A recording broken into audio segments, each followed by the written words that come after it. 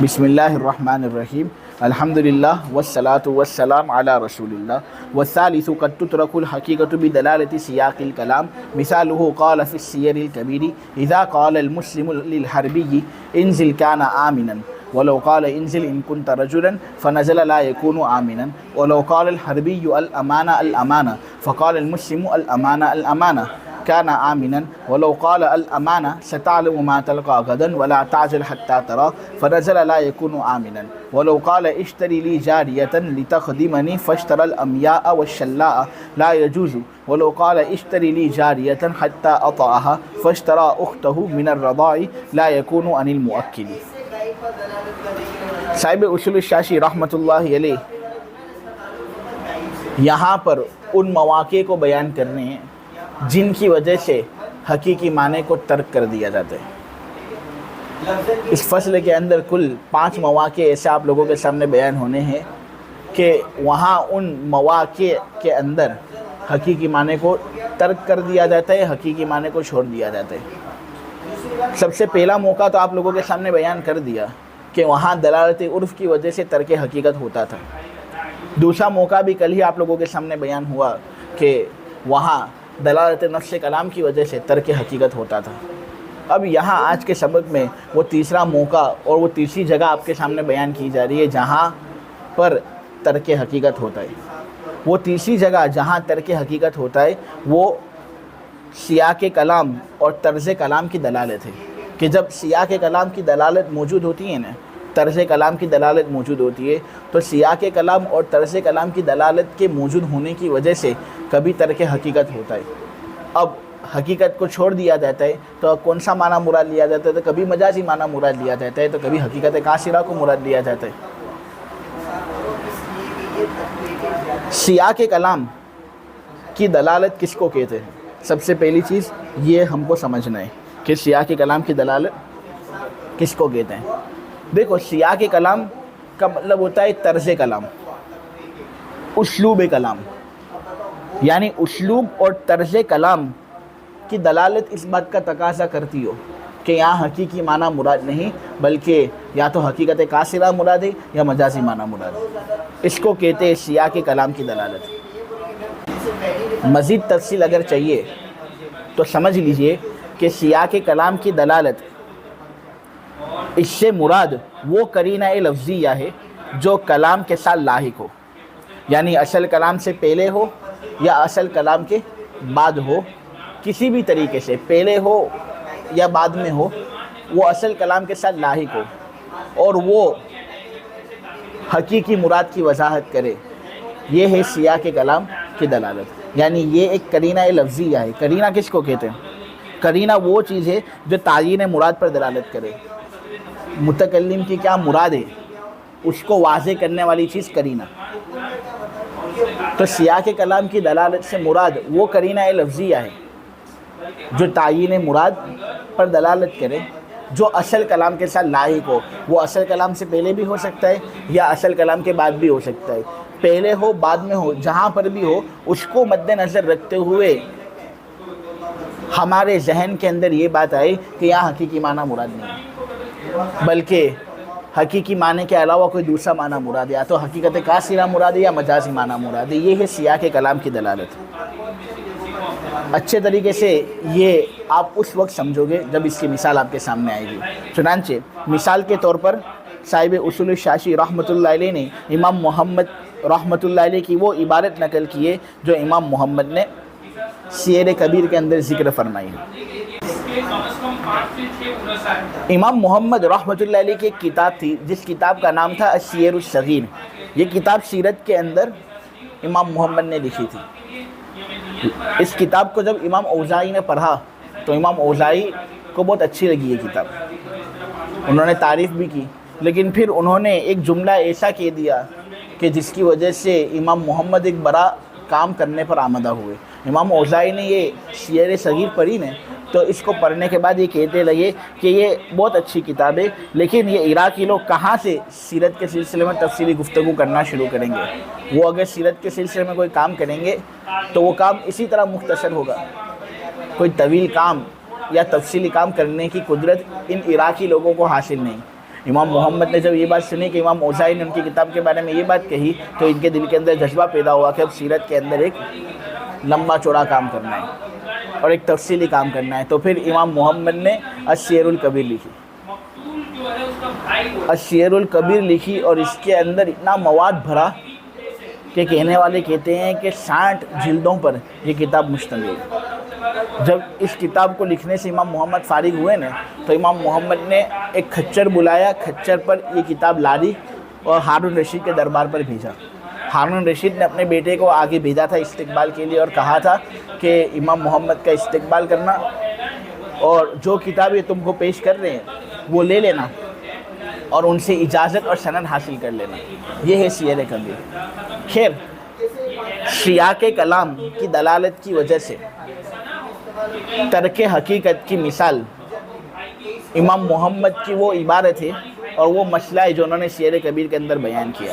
امام محمد رحمۃ اللہ علیہ نے یہ بات کہی کہ جب مسلمان حربی سے کہے انزل کہ تو اتر آ، تو انزل کہنے کی وجہ سے حربی امن پانے والا ہو جائے گا اور اس کو امن حاصل ہوگا، اب اس کو قتل کرنے کی اجازت نہیں۔ ٹھیک ہے، تو جب کوئی مسلمان کسی حربی سے یہ کہے انزل کہ تو اتر، تو حربی جب یہ سن لے انزل اور وہ اتر جائے نتیجے میں، تو صورت حاضہ کے اندر وہ امن پانے والا شمار ہوگا، اس کو قتل کرنے کی اجازت نہیں، کیونکہ یہاں پر اس نے انزل کہا ہے تو اتر، اور یہ لفظ اپنے حقیقی معنی کے اندر مستعمل ہے۔ اس جملے سے حربی کو امن دے کر اتر آنے کی اجازت دینا مقصود ہے۔ انزل والے جملے سے حربی کو امن دے کر اتر آنے کی اجازت دینا مقصود ہے، لہذا حقیقی معنی محمول ہوگا، حربی کو امن حاصل ہو جائے گا اگر وہ اترے گا، اور پھر جب وہ اتر جائے تو اس کو قتل کرنے کی اجازت نہیں، اس لیے کہ جب اس کو امن حاصل ہے تو اب اس کو اگر تم قتل کرو گے یہ تو تم وعدہ خلافی کر رہے ہو، غداری کر رہے ہو، اور یہ بالکل مناسب نہیں۔ منافق کی عادت ہوتی ہے وعدہ خلافی کرنا، عہدے کے اندر غداری کرنا، مسلمان یہ کام نہیں کر سکتا، تو اب اس کو قتل کرنے کی اجازت نہیں، برابر۔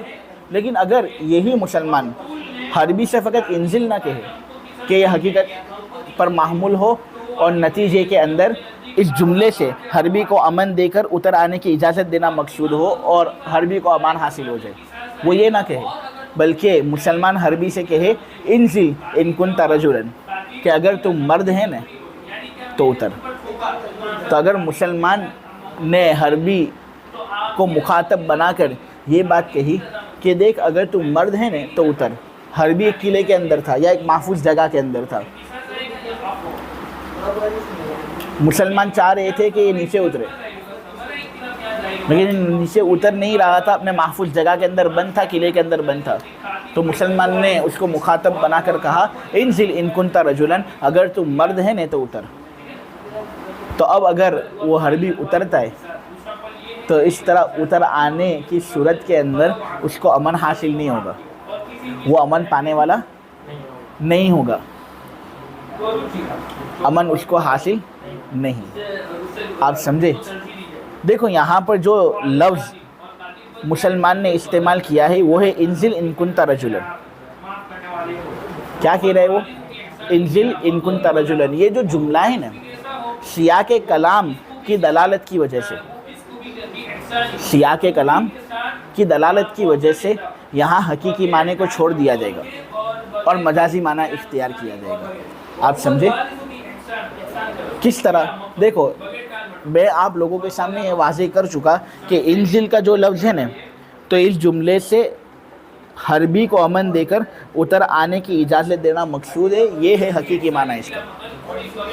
لیکن یہاں پر جب اس نے انزل کے بعد ان کنت رجلا کہا نا تو یہ ایک قرینہ متأخرہ ہے، یہ ایک ایسا قرینہ ہے جو بعد میں آ رہا ہے، جو یہ بات بتا رہا ہے، یہ طرز کلام یہ بات بتا رہا ہے، یہ اسلوب کلام یہ بات بتا رہا ہے، آگے پیچھے والا حصہ یہ بات بتا رہا ہے کہ یہاں پر حقیقی معنی انزل کا مراد نہیں، وہ امن دینا نہیں چاہتا، بلکہ وہ جو یہ کہہ رہا ہے نا کہ تو اتر، تو دراصل وہ اپنی بہادری سامنے والے پر ظاہر کرنا چاہتا ہے کہ تو اتر، تیرے اترنے سے میرے کو کچھ فرق پڑنے والا نہیں ہے۔ وہ دراصل توبیخ کر رہا ہے، زجر کر رہا ہے کہ تو میرے یہاں پر کوئی قابل قبول شخص نہیں، نہ تو میرے یہاں پر ایسا شخص ہے کہ جس کو میں امن دوں، تو اتر، میں تیرے کو بتاتا ہوں کہ کون غالب کون مغلوب۔ تو یہاں پر زجر و توبیخ، ہمت ظاہر کرنا، سامنے والے کی تعجیز مقصود ہے۔ اس طرح کا جملہ آدمی استعمال کرتا ہے تو یہ معنی مراد ہوتا ہے جیسے ہم اردو کے اندر زجر و توبیخ کے لیے، سامنے والے کی تعجیز کرنے کے لیے، اپنی ہمت ظاہر کرنے کے لیے کیا کہتے ہیں کہ اگر ماں کا دودھ پیا ہے تو آ جا سامنے، اگر تو نے اپنی ماں کا دودھ پیا ہے تو آ جا سامنے، یہ کہتے ہیں یا نہیں؟ اب یہاں پر کوئی حقیقی معنی مقصود نہیں، وہ یہ نہیں کہنا چاہتا کہ تو آ میرے سامنے، میں تیرا احترام کروں گا، تیری عزت کروں گا، بلکہ وہ یہ کہنا چاہتا ہے کہ اگر تیرے اندر ہمت ہے آ جا، ابھی دودھ کا دودھ پانی کا پانی واضح ہو جائے گا، کون غالب ہے کون مغلوب ہے، کون بہادر ہے کون بزدل ہے، یہ بات ہمارے سامنے واضح ہو جائے گی۔ تو ایک ڈانٹ ڈپٹ کرنا چاہتا ہے وہ۔ مجازی معنی انزل ان کنت رجلا کا جو ہے نا، وہ یہ ہے کہ وہ زجر و توبیخ کرنا چاہتا ہے، ڈانٹ ڈپٹ کرنا چاہتا ہے، امن دینا نہیں چاہتا، سامنے والے کو عاجز کرنا چاہتا ہے، اپنی ہمت ظاہر کرنا چاہتا ہے، مسلمانوں کا غلبہ بتانا چاہتا ہے، ٹھیک ہے؟ تو یہاں پر ان کنت رجلا ایک قرینہ متأخرہ ہے، اس سے مراد کی تعین ہمارے سامنے ہوتی ہے، اور اس سے یہ بات معلوم ہوتی ہے کہ حقیقی معنی یہاں پر مراد نہیں، امن دینا یہاں پر مراد نہیں، بلکہ امن نہ دینا مراد ہے۔ لہٰذا اگر وہ اترتا ہے تو چونکہ اس نے اس کو امان دیا ہی نہیں تو امان اس کو حاصل نہیں ہوگا۔ سمجھ گئی بات؟ تو یہ ہوا سیاق کلام، طرز کلام، اسلوب کلام کی وجہ سے ترک حقیقت، اور یہاں پر ترک حقیقت کی وجہ سے مجازی معنی کو مراد لیا گیا ہے، ٹھیک ہے؟ اب دیکھو یہاں قرینہ متأخرہ ہے، ایک ایسا قرینہ ہے جو بعد میں آ رہا تھا، اصل کلام انزل جو ہے نا اس کے بعد یہ لفظ آ رہا تھا، یہ قرینہ آ رہا تھا، اس کو کہتے ہیں قرینہ متأخرہ، ٹھیک ہے؟ اسی طرح اگر قرینہ پہلے بھی ہو جاوے نا اصل لفظ سے پہلے، یعنی انزل وہ بعد میں کہے، ان کنت رجلا پہلے کہے۔ دیکھو یہاں پر عبارت کے اندر تو کیا ہے، انزل ان کنت رجلا، تو یہاں پر جو اصل کلام ہے وہ ہے انزل، اور جو قرینہ ہے وہ ان کنت رجلا ہے جو بعد میں آ رہا ہے۔ اگر کوئی آدمی ان کنت رجلا پہلے کہے، فنزل بعد میں کہے، تو اس صورت میں اصل کلام بعد میں آ رہا ہے اور قرینہ پہلے آ رہا ہے، تو یہ ایسا قرینہ ہوگا جو متأخرہ نہیں ہے بلکہ پہلے آ رہا ہے وہ، ٹھیک ہے؟ تو کوئی حرج نہیں ہے، قرینہ پہلے ہو بعد میں ہو، یہاں پر ہم یہی کہیں گے کہ سیاق کلام کی دلالت کی وجہ سے حقیقت کو چھوڑ دیا جائے گا، مجازی معنی مراد ہوگا، امن نہ دینے والا وہ شمار ہوگا، تو امن حربی کو حاصل ہوگا ہی نہیں، قرینہ پہلے ہو یا بعد میں ہو۔ تو اب سوال یہ ہوتا ہے کہ اس کو پھر سیاق کلام کیوں کہتے ہیں؟ قرینہ اگر بعد میں ہو تو سیاق کلام کہنا چاہیے، قرینہ اگر پہلے ہو تو سباق کلام کہنا چاہیے نا۔ کہتے ہیں سیاق اور سباق، سیاق جو بعد میں آئے، سباق جو پہلے آئے، تو قرینہ بعد میں ہو تو پھر سیاق کلام کی دلالت کہنا صحیح ہے، جیسا کہ اس مثال میں، لیکن اگر قرینہ پہلے ہو تب بھی ہم اس کو سیاق کلام کی دلالت ہی کہتے ہیں، سباق کلام کی دلالت نہیں کہتے، حالانکہ وہاں پر جب پہلے ہے قرینہ تو سباق کلام کہنا چاہیے۔ تو ہم کہتے ہیں کہ دیکھو قرینہ پہلے ہو بعد میں ہو، اس کو سیاق کلام کی دلالت ہی ہم کہیں گے، اور یہ ایک نام پڑ گیا ہے، کیا ہے؟ نام پڑ گیا، لہٰذا اس کے اندر تبدیلی کی کوئی گنجائش نہیں۔ بس ایک بات ذہن نشین رکھنے کی ضرورت ہے، وہ یہ ہے کہ اس کے اندر سیاق بھی آ گیا، سباق بھی آ گیا، تو سیاق کلام کی دلالت کہنا ہو، سباق کلام کی دلالت کہنا، جو کہنا ہو، یہ ایک دلالت ہے کہ اس کی وجہ سے حقیقت کو چھوڑ دیا جاتا ہے، مجازی معنی مراد ہوتا ہے۔ یہاں انزل ان کنت رجلا کے اندر مجازی معنی مراد لیا گیا ہے، زجر و توبیخ، تعجیز، اپنی ہمت کا اظہار مراد ہے، امن نہ دینا مراد ہے، امن دینا مراد نہیں، لہٰذا اگر وہ اتر جاتا ہے اپنے محفوظ جگہ سے، اپنے قلعے سے، تو وہ امن پانے والا نہیں ہوگا۔ آپ سمجھے کہ کس طرح سیاق کلام کی وجہ سے ترک حقیقت ہوتا ہے؟ ایک اور مثال سمجھ لیجئے کہ کس طرح سیاق کلام کی وجہ سے ترک حقیقت ہوتا ہے۔ اگر حربی نے کہا الامان الامان، کہ بھائی امان دے دو، امان دے دو، اور پھر مسلمان نے کہہ دیا الامان الامان، امان دے دیا، امان دے دیا، تو اس صورت میں جو حربی امان مانگ رہا تھا اس کو امان مل جائے گا، وہ امان پانے والا ہے. کیونکہ جب حربی کہے الامان الامان، امان دے دو، امان دے دو، ٹھیک ہے، اور پھر مسلمان کہے الامان الامان، امان دیا، امان دیا، تو یہاں پر جو الامان الامان کو وہ ذکر کر رہا ہے نا، اس کے اندر کوئی قرینہ نہیں ہے، نہ پہلے نہ بعد میں جو یہ بات بتا رہا ہو حقیقی معنی مراد نہیں. تو یہاں پر تو اصل پر عمل کرتے ہوئے حقیقی معنی کو مراد لیا جائے گا. اور الامان الامان جب کوئی مسلمان کہے نا تو اس کا حقیقی معنی یہ ہے کہ وہ سامنے والے کو امن دینا چاہتے ہیں. یہاں پر کوئی قرینہ پہلے نہیں ہے، کوئی قرینہ بعد میں نہیں ہے جو یہ بات بتا رہا ہے کہ یہاں پر حقیقی معنی مراد نہیں. لہٰذا یہاں پر جب کوئی ایک ایسی چیز ہے ہی نہیں، کوئی صارف ایسا ہے ہی نہیں جو حقیقی معنی سے لفظ کو پھیر دے، تو پھر حقیقی معنی ہی مراد ہوگا. تو یہاں پر الامان الامان کا حقیقی معنی کیا ہے کہ سامنے والے کو وہ امان دینا چاہ رہا ہے، امان مل جائے گا اس کو. لیکن اگر کوئی حربی کہے الامان الامان، امان دے دو، امان دے دو، اور مسلمان کہتا ہے الامان ستعلم ما تلقى غدا ولا تعجل حتى ترى، کیا کہتا ہے؟ الامان ستعلم ما تلقى غدا ولا تعجل حتى ترى. امان مانگ رہا ہے، امان تجھے چاہیے، ان قریب تجھے وہ احوال معلوم ہو جائیں گے کہ آئندہ وقت کے اندر تجھے ان کا سامنا کرنا ہے. تیرے کو خبر پڑ جائے گی کہ تیرے ساتھ کیا ہونے والا ہے آئندہ وقت میں. امان تجھے چاہیے، امان کی بات کر رہا ہے، تو جلدی مت مچا. حقیقی بات دیکھنے سے پہلے، جو حقیقی بات تیرے سامنے آئے گی ہماری جانب سے، پہلے تو اس کو دیکھ لے، اس کے بعد تجھے جو فیصلہ کرنا ہو فیصلہ کر. تو جلدی مت مچا حقیقی بات دیکھنے سے پہلے.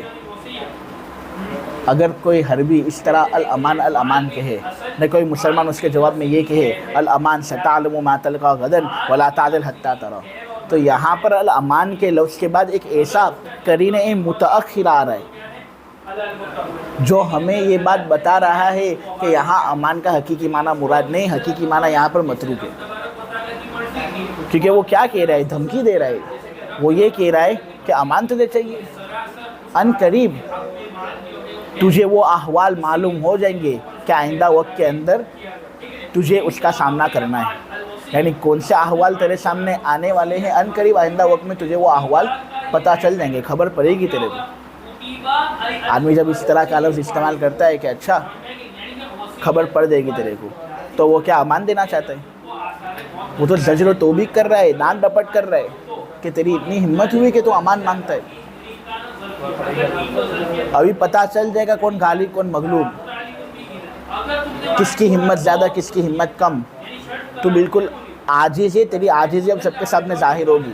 وہ یہ کہنا چاہ رہا ہے، دھمکی دینا چاہ رہا ہے. اسی طرح وہ کہ الامان الامان میں مسلمان نے کہہ دیا الامان لا تعجل حتی ترا، امان چاہیے، جلدی مت مچا حقیقی بات دیکھنے سے پہلے.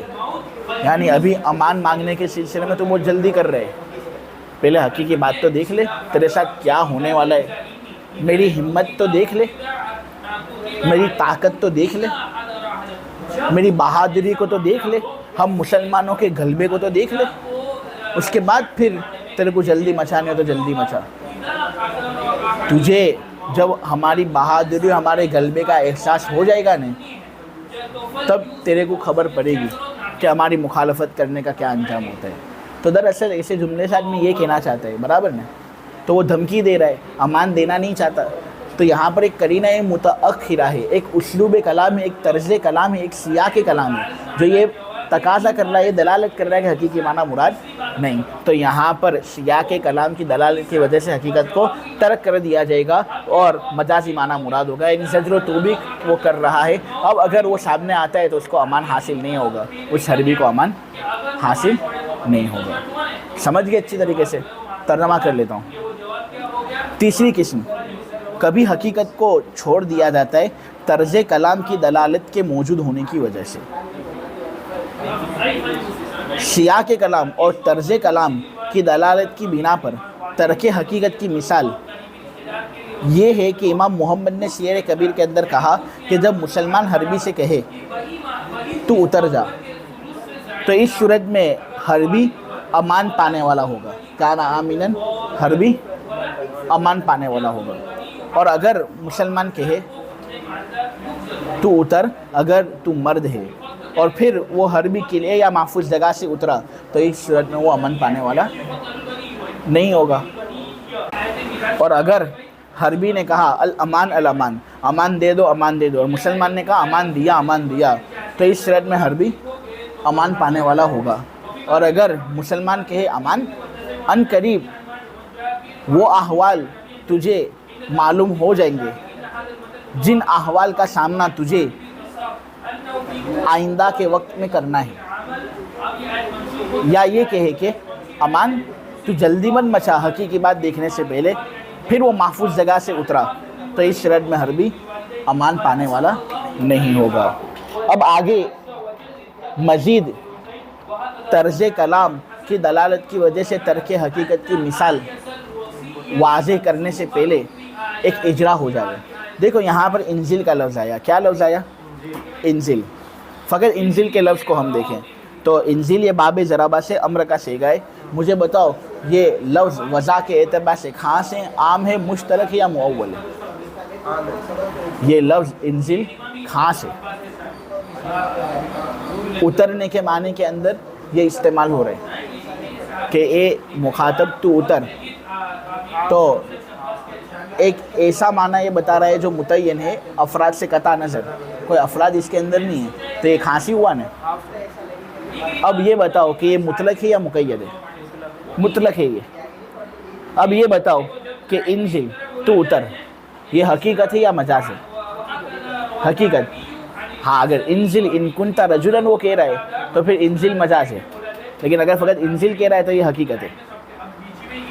हकीकत की तीन किस्में हैं, हकीकत मुताज़िरा, हकीकत महजूरा और हकीकत मुस्तामला। ये कौन सी हकीकत है? ये हकीकत मुस्तामला है कि ये एक ऐसी हकीकत है कि वाज़े ने उस लफ्ज़ को वही माना अदा करने के लिए वज़ा किया और फिर उस माने के अंदर वो लफ्ज़ इस्तेमाल होता है। ऐसा नहीं कि उस माने के अंदर आम लोगों ने उस लफ्ज़ को इस्तेमाल करना छोड़ दिया हो, या ये कि उस माने को अदा करने के लिए उस लफ्ज़ को इस्तेमाल करना बहुत दुश्वार हो। ऐसा नहीं, बल्कि आम लोग उसको इस्तेमाल करते हैं, तो ये हकीकत मुस्तामला हुआ। अब फिर ये बात आप लोगों के सामने आई कि लफ्ज़ के वजूह और ज़ुहूर के एतबार से चंद किस्में, ज़ाहिर, नस, मुफस्सर, मुहकम। तो उसमें से क्या ये ज़ाहिर है, ठीक है। और इंजिल फ़कत हम कहते हैं तो यहाँ पर जो कि तर्क हकीकत होता नहीं है, तो इसलिए यहाँ तो किसी किस्म के अंदर इसको शामिल नहीं करेंगे। हाँ, लेकिन इंजिल इन कुंता रजुलन अगर हम कहते हैं तो इस शरत में तर्क हकीकत की ये तीसरी किस्म होगी कि यहाँ पर हकीकत को छोड़ा जा रहा है, हकीकत को तर्क किया जा रहा है सियाक़ कलाम की दलालत की वजह से। इस शरत में इंजिल जो है वो मजाजी माना इख्तियार करेगा, हकीकी माना यहाँ पर मुराद नहीं। अब इस तीसरी किस्म की मज़ीद मिसालें साहिब उसूल शाशी दे रहे हैं। साहिब उसूल शाशी कहते हैं कि एक मुवक्किल था, वकील बनाने वाला शख्स था। उसने एक आदमी को वकील बनाया और कहा उसे कि तुझे मेरे लिए एक काम करना है। क्या काम करना है? मुवक्किल ने वकील को कहा इश्तरी ली जारियतन, कि तू मेरे लिए एक बांदी खरीद ले, लितख़दिमनी, ताकि वो बांदी मेरी खिदमत करे। अब मुवक्किल वकील से क्या कह रहे हैं कि मुझे एक ऐसी बांदी चाहिए जो मेरी खिदमत करे, तो ऐसी बांदी मेरे लिए खरीद ले। अब वकील जाता है बाज़ार के अंदर और बांदी तो खरीदता है, लेकिन ऐसी बांदी खरीदता है जो खिदमत से आजिज़ है, खिदमत कर ही नहीं सकती। वो या तो नाबीना है, जो नाबीना हो वो क्या खिदमत कर सकेगी, या फिर वो अपाइज है, जो अपाइज हो क्या वो खिदमत कर सकेगी। तो अब इस सूरत में अगर वकील ने मुवक्किल की जानिब से ये ख़रीदारी अंजाम दी तो ये ख़रीदारी अंजाम देना उसके लिए जायज़ नहीं होगा। अब दाम वकील ही भरेगा, मुवक्किल पैसे नहीं देगा। اور یہ بے لوٹے گا وکیل کی طرف، موکل کی طرف نہیں.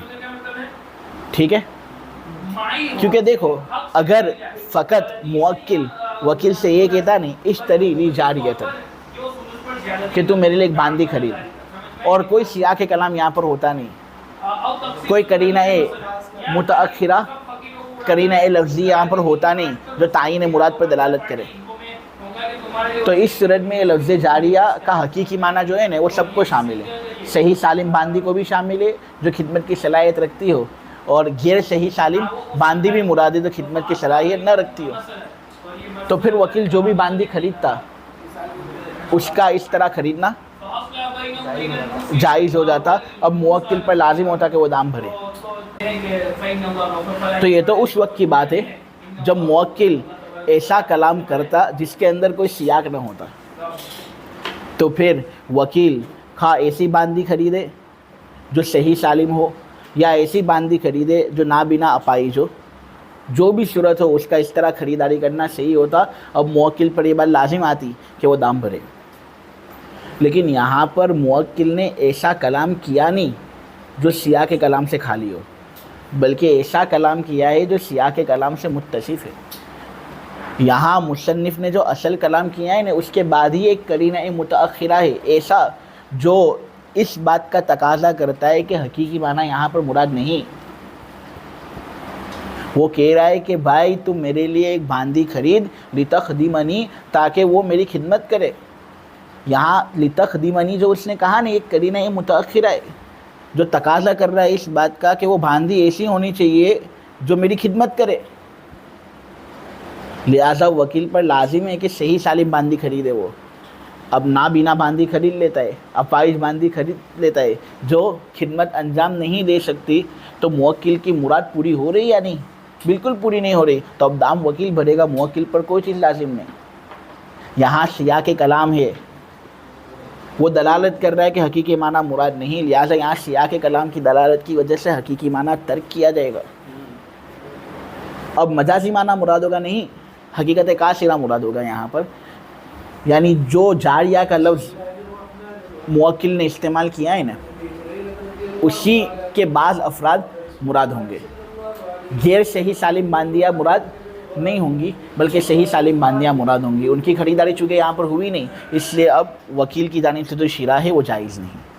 ٹھیک ہے، یعنی دام اب وکیل بھرے گا، بے وکیل کی طرف لوٹے گی، موکل کی طرف نہیں. ایک اور مثال یہاں پر دی جا رہی ہے وہ یہ ہے کہ موکل وکیل سے کہے اشتری لی جاریتن حتی اطاہا، کہ ارے یار دوست میرا ایک کام کرنا ہے. دوست کہتا ہے بھئی کیا کام کرنا ہے؟ بولنے تو میرے لیے ایک باندی خرید تاکہ میں اس سے وطی کروں، تاکہ میں اس سے ہم بستری کروں، اس کے ساتھ ازدواجی تعلق قائم کروں. برابر. اب موکل یہ بات کہہ رہے تو وہ کیا کہنا چاہتا ہے؟ وہ یہ کہنا چاہتا ہے کہ بھائی کوئی بھی باندی خرید کر مت لے آئیو، ایسی باندی خرید لائیو کہ میرے لیے شرعاً جائز ہو اس کے ساتھ وطی کرنا. اب وکیل کیا کرتا ہے؟ وکیل بازار جاتا ہے اور موکل کی رضائی بہن ہی کو اٹھا لے آتا ہے. موکل کی رضائی بہن کو خریدتا ہے اور موکل کے سامنے اس کو پیش کرتا ہے. اب رضائی بہن کے ساتھ کیا موکل وطی کر سکے گا؟ نہیں، وہ اس کی بہن ہے، بہن کے ساتھ وطی کرنے کی اجازت نہیں. اگرچہ رضائی بہن پر اس کی ملکیت ثابت ہو جائے گی لیکن وطی کرنے کی اجازت نہیں.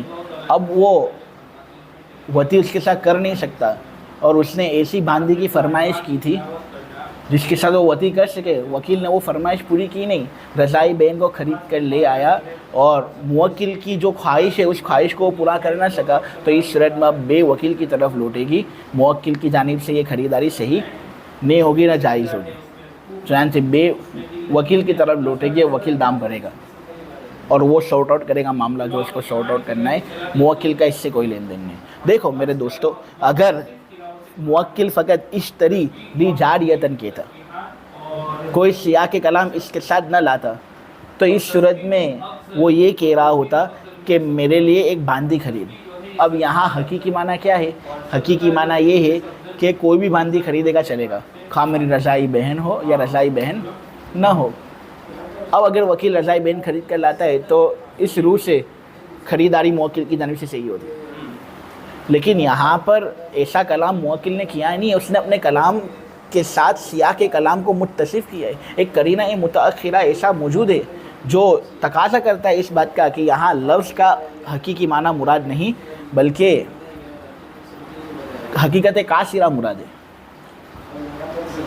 یعنی جاریہ تو لانی ہے لیکن وہ جاریہ لانی ہے جس کے ساتھ وطی ہو سکے، بعض افراد مراد ہے۔ اب اس حقیقت قاصرہ پر وکیل نے عمل کیا نہیں، اس لیے موکل کی جانب سے خریداری صحیح نہیں ہوگی، وکیل اب دام بھرے گا، خریداری لوٹے گی وکیل کی طرف۔ سمجھے؟ ترجمہ کر لیتے ہیں۔ اور اگر موکل نے کہا کہ تو میرے لیے ایک باندی خرید تاکہ وہ میری خدمت کرے، پھر اس نے الامیاء نابینا باندی خریدی، وکیل نے نابینا باندی خریدی اور شلاء اپاہج باندی خریدی، تو اب یہ شرح جائز نہیں ہوگا موکل کی جانب سے۔ اور اگر موکل نے کہا کہ تم میرے لیے ایک باندی خرید تاکہ میں اس سے وطی کروں، پھر اس نے یعنی وکیل نے موکل کی رضائے بین کو خرید لیا جس کے ساتھ وہ وطی کر نہیں سکتا، اس کے لیے شرعاً اس کے ساتھ وطی کرنا جائز نہیں، تو یہ شرح موکل کی طرف سے نہیں ہوگا۔ ٹھیک، یہ جو دو مثالیں اخیر کے اندر پیش کی گئی ہیں اس کے اندر ترک حقیقت سیاق کلام کی دلالت کی وجہ سے ہوا، لیکن مجازی معنی مراد نہیں ہوا بلکہ حقیقت قاصرہ کو مراد لیا گیا۔ اور اس سے پہلے جو دو مثالیں امان والی آپ کے سامنے دی گئی تھی نا، ان دو مثالوں کے اندر سیاق کلام کی دلالت کی وجہ سے ترک حقیقت ہو رہا تھا لیکن حقیقت قاصرہ کو مراد نہیں لیا جا رہا تھا بلکہ مجازی معنی کو مراد لیا جا رہا تھا۔ ان مثالوں میں سے ایک مثال الامان ستعلم ما تلقى غدن والی مثال تھی۔ تو غدن کے لفظ کے بارے میں ایک بات میں کہہ دوں کہ غدن جو ہے یہ آئندہ کل کے لیے جس طرح استعمال ہوتا ہے اسی طرح آئندہ وقت کے لیے بھی اس کا استعمال ہوتا ہے، تو یہ بات ذرا ایک لغوی لحاظ سے جاننی ضروری تھی۔ اللہ تبارک و تعالی عمل کی توفیق عطا فرمائے، درس کو قبول کرے۔